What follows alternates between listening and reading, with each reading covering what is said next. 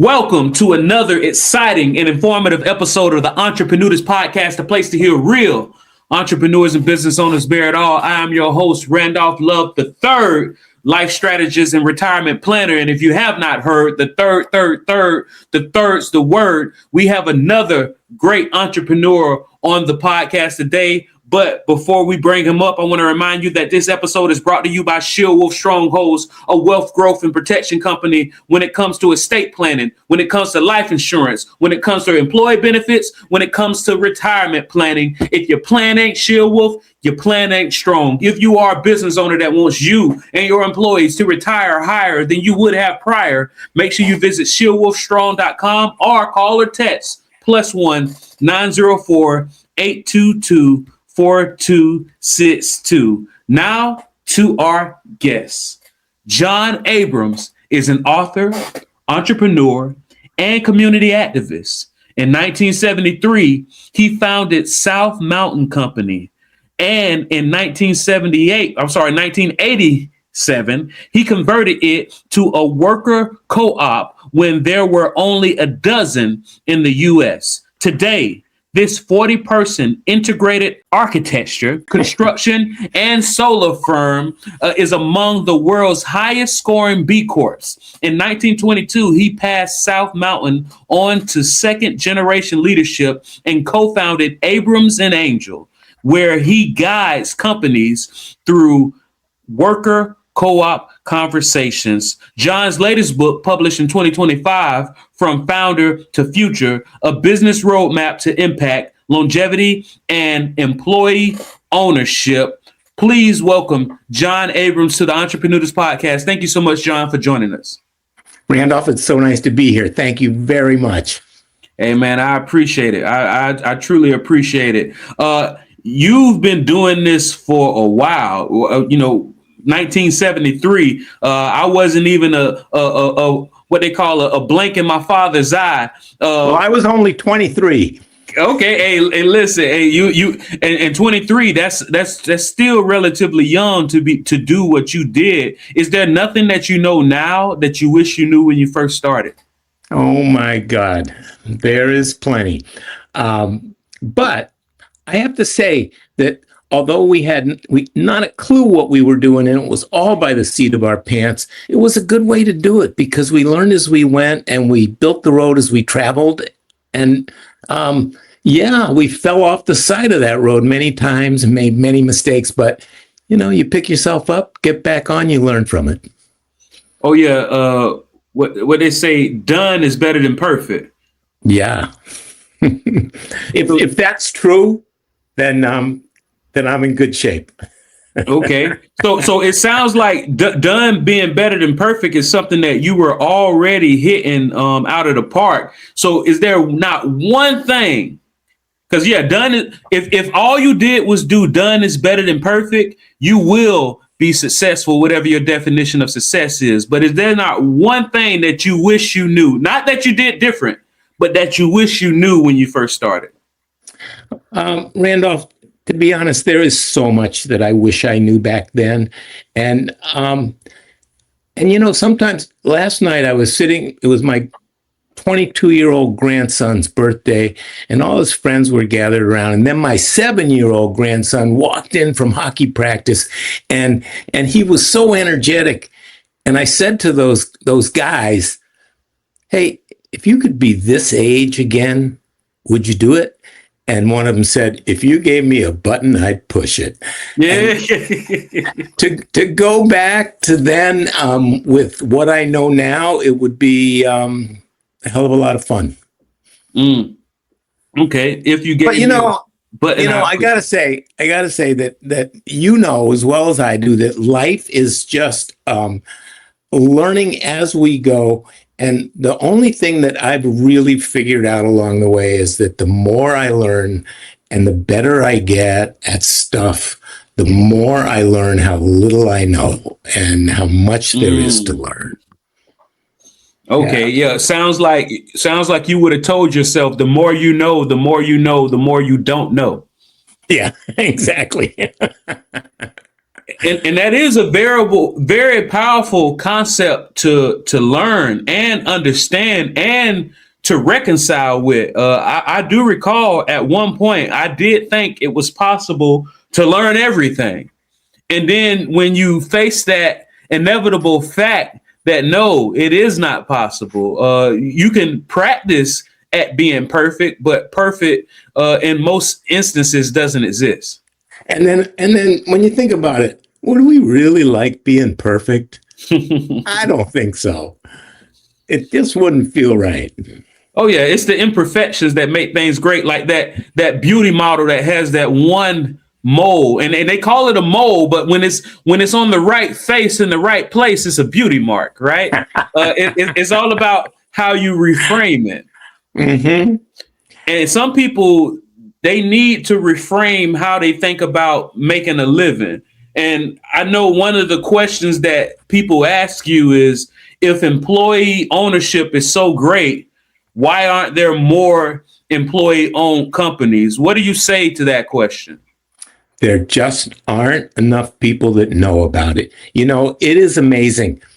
The people that advise small business folks, attorneys and accountants and business brokers and financial planners, most of them have no clue that this exists. And there are so many, especially today, when there are 3 million businesses, small businesses in the US with founders over 55, and they're all thinking about, what do I want to do with this thing that I put heart and soul into for 30, 40 years?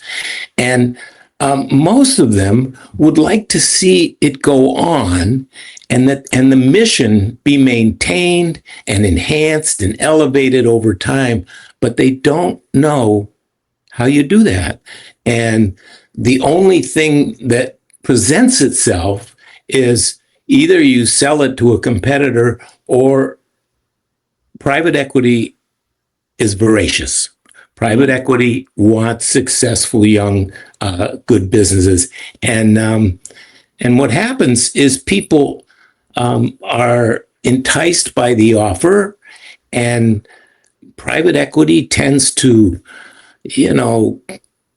break it up, move it out of its community, sell it for parts, and business owners end up miserable. And I call it the fat wallets and broken hearts syndrome. People cash a check, and then they can't believe what they did to this thing that they loved. So getting employee ownership out there is really important to me. I believe in it. I've lived it. And that's why I wrote that book, hopefully to get the message out there a little bit more. And there is a wave of interest in employee ownership today. There is a tremendous amount of experimentation and innovation going on. It's like a lively petri dish of people trying new things. Man, and so and hopefully it gets out there more.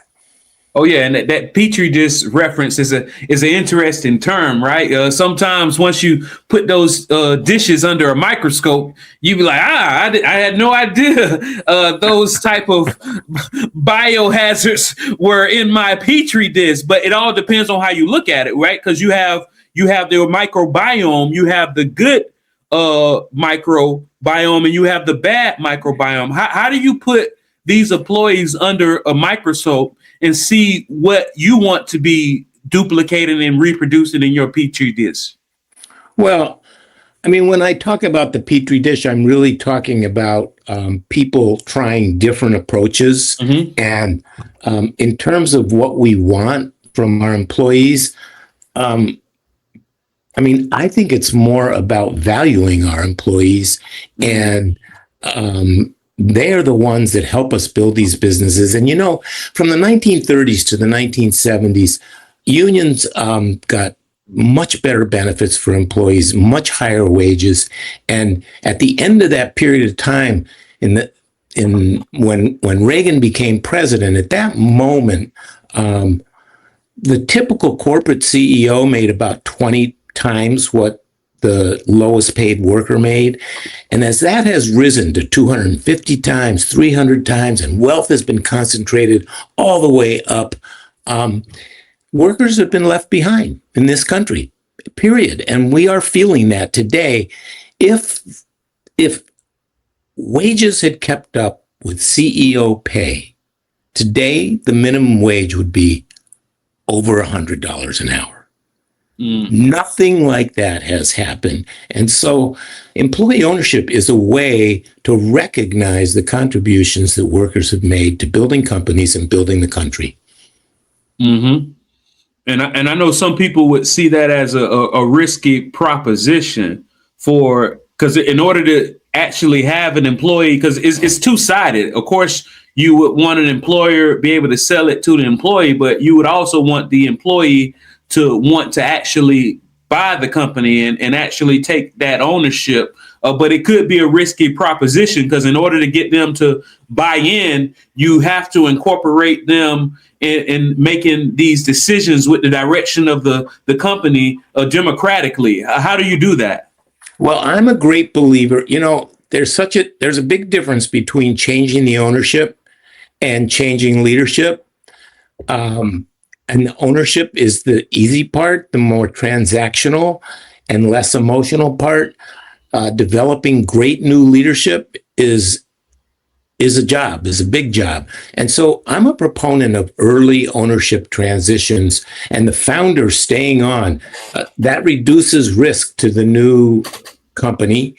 If the person who is responsible for creating this business stays on and helps guarantee the success of the new cooperative. Because sometimes, let's say if somebody was selling that to a private equity or an outside buyer, they would call that essentially like an earn out type proposition, saying, hey, Yep.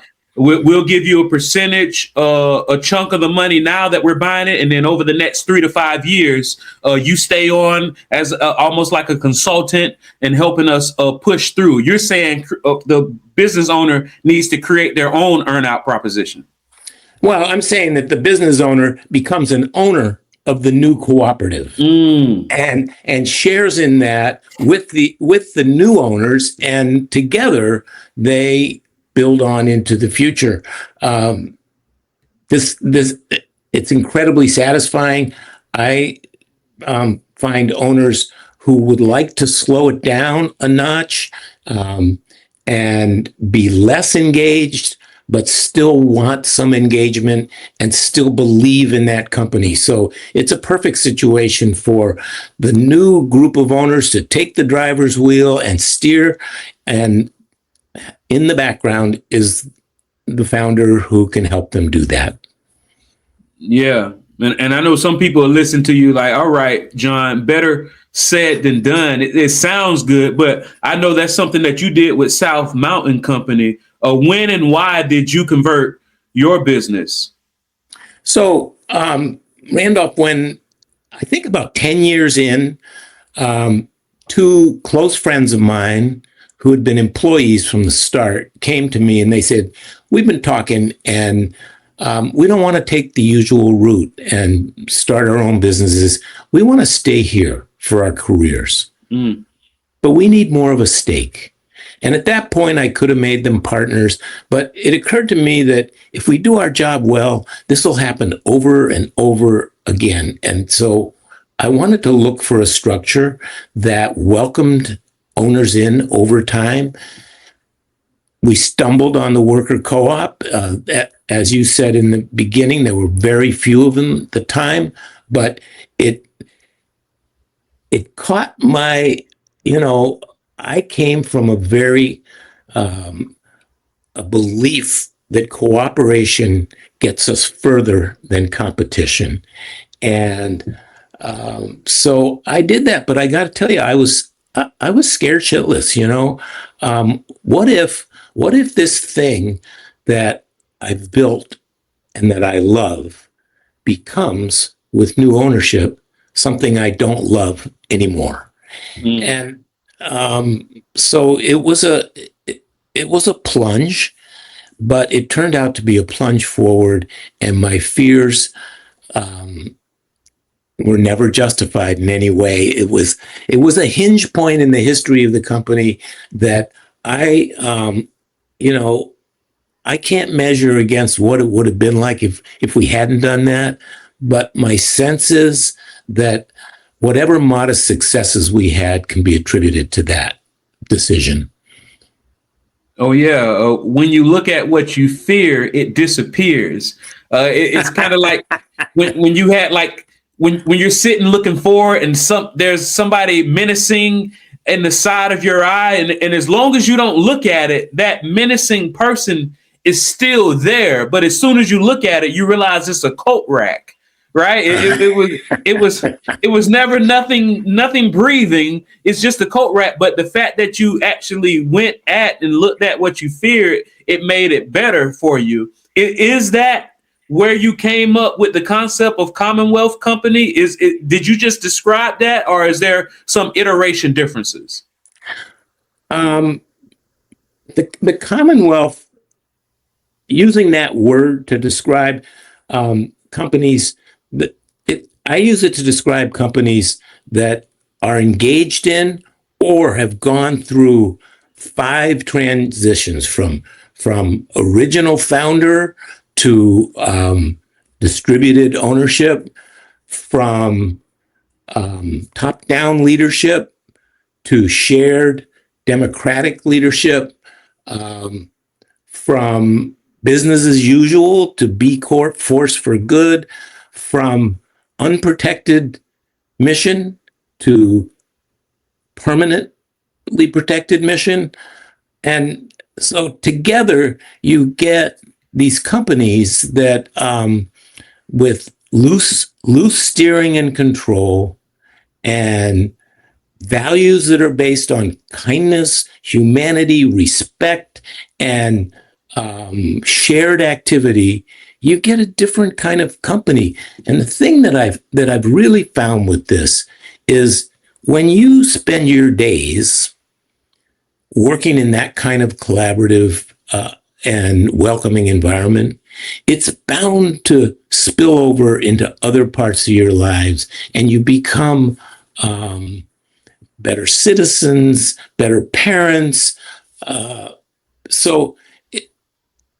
Worker ownership to me is a much bigger thing that affects our lives in ways that we can't predict, and that are incredibly rewarding in so many ways. Mm-hmm. And yeah, that spillover effect. I know this is one saying, and I'm pretty sure I'm not saying it right, but they say, how can you believe that one person can change the world? And then the response is, well, that's been the only way that the world has changed from. No, you got it. That was Margaret Mead said that. Yeah. I've always loved that. Mm-hmm. Well, I thought you were about to add to it. Well, just that I think the way it goes is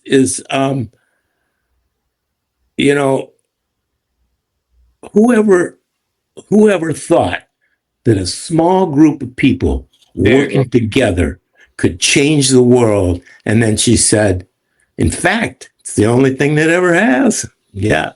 Oh man, now that I know how to say it right, I'm gonna. Who would have thought? Who would think that a small group of people that can change the world, but in fact, it's the only thing that has? That's great, because it not only affects that company, but it also spills over into the economy and the democracy as a whole. How does that happen, and what does it look like?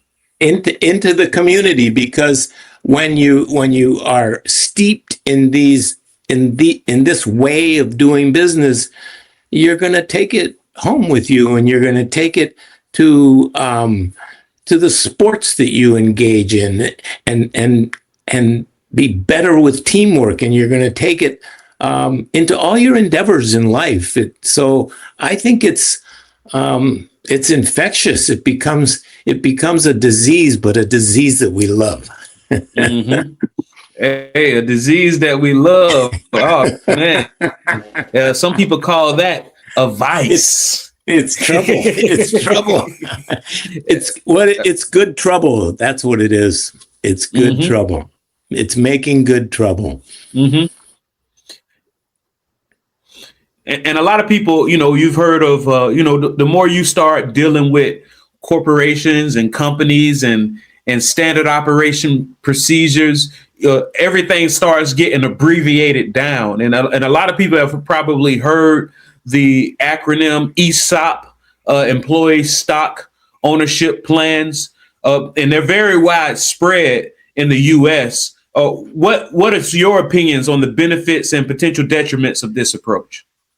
So, ESOPs are the most widespread form of employee ownership in the U.S. And there are as many kinds of ESOPs as there are ESOPs.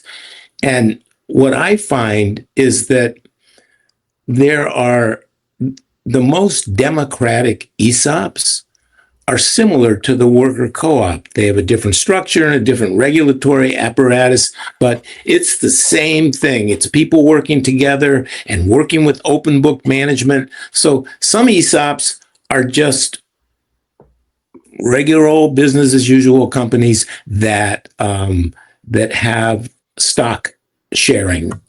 But the ESOP is a structure, an employee ownership structure that can be used to great advantage, and I'm a great believer in some of the ESOPs that I profile in my book are exemplary companies in my view. Mm-hmm. Okay. So I don't think about, I happen to have this affinity for worker co-ops just because I know them the best and I've lived them. But I think any kind of employee ownership is an improvement on sole ownership.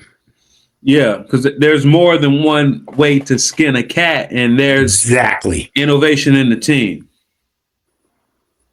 So that being said, what's your opinion on employee ownership trusts? Same thing. Although employee ownership trusts are really interesting because they're kind of new to this country, and they're all over the United Kingdom. They are the primary form of employee ownership in the United Kingdom, and they're super flexible. And when the employees don't really own the business, the trust owns the business. But when the trust is structured for the benefit of the employees, the way it's intended to be, employee ownership trusts can again work the same way a democratic ESOP or a democratic worker co-op works. Mm-hmm. So pick your poison. They're all good. Okay, so it seems like as long as it's not one person trying to control everything and then selling it out, because one thing about scaling, the main tenet with scaling is doing more with less. And it sounds like what you're saying is do more with more. Do more with more and do, and there's such a thing as enough too. We don't have to encourage unbridled growth in our businesses. I think that's a trap sometimes. Sometimes it's enough to do really well the things that we do. Mm-hmm. And I know I've heard of S corps, I've heard of C corps, but very rarely, if at all, will any of our listeners have heard of B corps. What is a B corp? So a B corp is a certification process. It's that's run by an organization, a nonprofit called B Lab, and since maybe 2008, they have been putting businesses through a rigorous process of examining their business practices and whether they are beneficial or detrimental. And there's a point system, and if it's judged that they're more beneficial, you get more points. But the point of it is to ask yourself questions that you may never have thought to ask. So when B Corp started in 2008, they asked us to certify, and we thought about it and we went, well, we're really a local business. This is not going to help our brand in any way. And we're already doing all this stuff anyway. But we wanted to support this movement because we thought it's a very positive thing for the business world. And so we decided to go ahead and certify. And what we found out is that we were dead wrong. We weren't doing all this stuff. We learned a lot of new practices that were important to improving the business that we were spending all our time trying to improve. But here were some new methods. And the B Corp, I think at this point, there are about 8,000 businesses worldwide that are certified as B Corp, from the smallest business you can imagine to large corporations and including some multinationals. So it's a collection of businesses with the expressed intention to do good for the world. That's not a bad idea, right? It's not bad at all when you think about it, right? With the express intention to do good for the world. Does the B stand for anything in particular? Beneficial. There you go. Who wouldn't want a beneficial corporation? Yeah, right. And there's another part of that that is another thing that the B Lab has done is gotten legislation passed. I think at this point, in most states, at least 45 states have passed benefit corporation legislation that allows people to incorporate their business as a benefit corporation, and that creates an obligation to show how you're being a benefit and that you're benefiting all your stakeholders. And of course, corporate law says that you have to maximize profit for the shareholders. Well, the Benefit Corp legislation allows you to maximize benefit for the stakeholders instead of maximizing profits for the shareholders. So it's just a new way of looking at business. I mean, not that it's new. I don't know who came up with this idea that the purpose of a corporation should be to maximize profits for the shareholders, but and in a certain way, it's a perversion of what the idea of a corporation was in the beginning. But anyway, this is I think, an elevation of business purpose. Yeah, it does seem so. Being able to do it like that, and I'm imagining, are there any notable tax benefits of being a B Corp, or is it just similar to S or C Corp? Yeah, similar to an S and a C in that way. No, Gotcha. There are no special tax benefits. There are tax benefits to being an ESOP. The same ones apply to worker co-ops in terms of the sale of a company to an ESOP or a worker co-op. The selling owner is eligible for some tax benefits, but no, just by being a B Corp, there are no tax benefits. Mm-hmm. Yeah. And they're definitely, because to your original point of that employee ownership, there are definitely a lot of, and not just employee ownership, but also employee buy-in, because before you can, in my mind, before you can get them to even thinking about owning this, you have to get them to buy in first. And that connected to your involving them in the direction of the company and showing them these benefits. I know one thing that the people that I work with do is they incentivize their employees by giving them like executive bonus plans, where some people might have the key employee, which is ultimately benefits the company, but you also have executive bonus plans to where you as a company can pay for this executive's life insurance. And because you use money out of the company, you can pay for their life insurance. You can write it off on the company. And then some people might say, well, okay, well, we just caused a taxable event for this employee. But then that's where the double bonuses come in. We have Internal Revenue Code 162 that says that they can do those double bonuses. So now not only are you able to write off something that incentivizes your employee, but you can also do a double bonus that where they can pay for their tax burden. And who wouldn't be against writing off a tax bill when you can legitimately do so and point to an Internal Revenue Code? So yeah, there are a lot of ways to get these employees to buy in.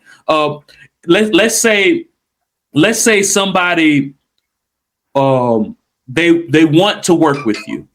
They're waiting to get on your calendar, or I don't know what your ticket price is, but or they can't afford your ticket. What's some good books that they could read?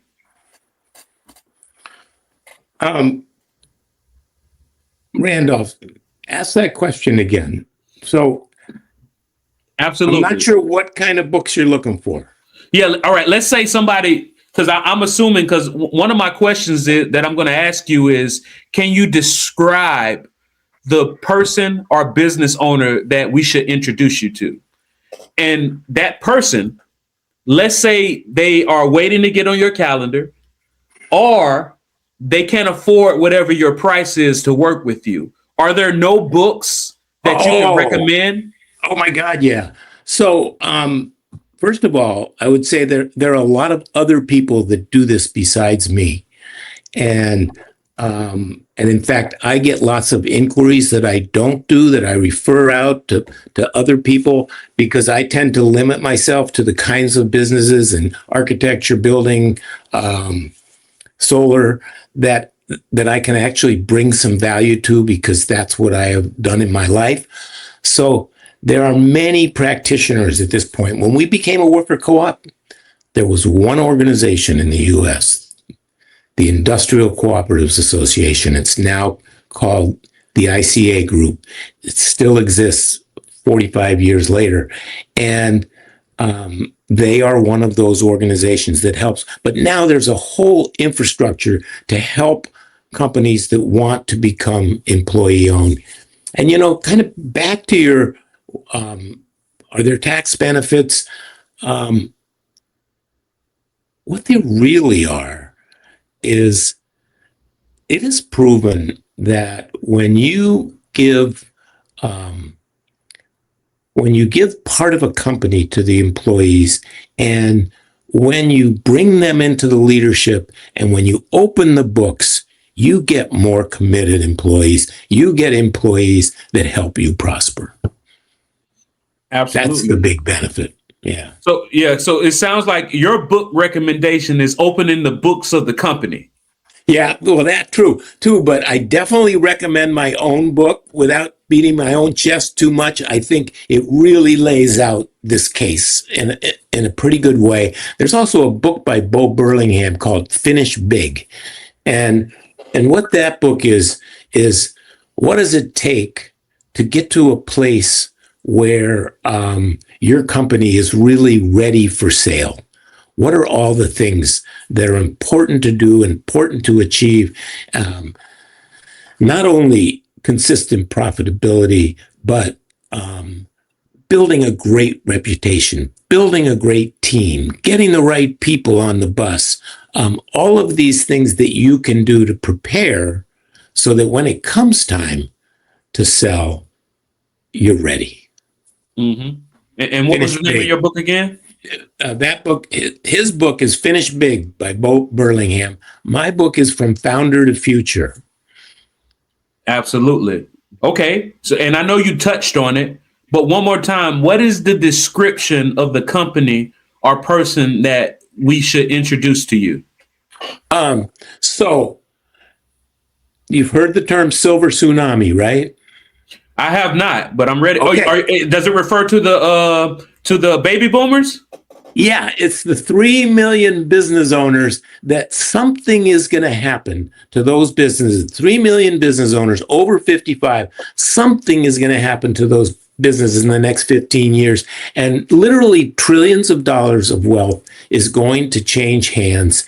And, some of them, of course, will be passed down within companies, but that doesn't happen so much anymore. And some of them will not find buyers at all, and they'll close their doors, leaving holes on Main Street.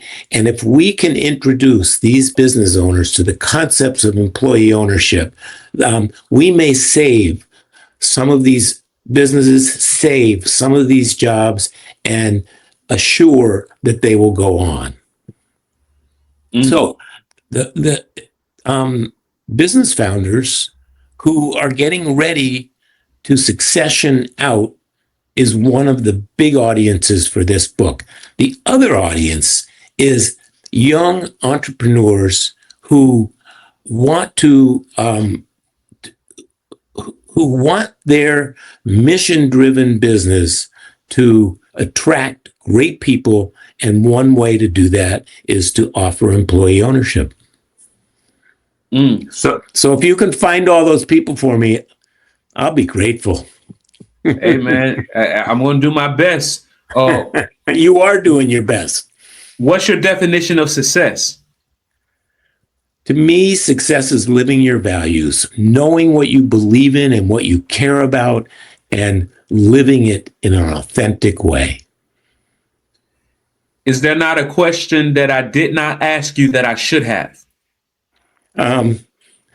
First of all, I just want to say that you ask great questions, and you do it, and you do it in a way that it's fun to answer them. No, I think we covered it. And just send me your invoice for that great compliment, please. Just send it right over. I'll get one of my future employee owners to pay it for me.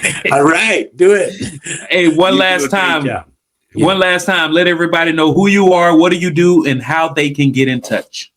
So my name is John Abrams, and I am an author of a book called From Founder to Future, a Business Roadmap to Impact, Longevity, and Employee Ownership. And I have a consulting company called Abrams Angell, and I help founders convert their business to employee ownership. And you can get me at www.abramsangell.com. And there's 2 L's in that Angel, okay? Oh, yeah, absolutely. There's 2 L's in that Angel. Is there any significance to the extra L, or is just another a name? Well, no, her name is Kim Angell, and she's an angel, and that second L, that's just emphasis, That second L is an L for love. There you go. And add that emphasis on there. Thank you so much, John. This has been enough. Randolph. You're welcome. You're welcome. I really appreciate it. Thank you so much. This has been another exciting and informative episode of the Entreprenudist Podcast, the place to hear real entrepreneurs and business owners bear it all. I am your host, life strategist and retirement planner, Randolph Love III. And until next time, don't play with it, stay with it until you make pay with it. This is the Entreprenudist Podcast, signing off. You do a great job.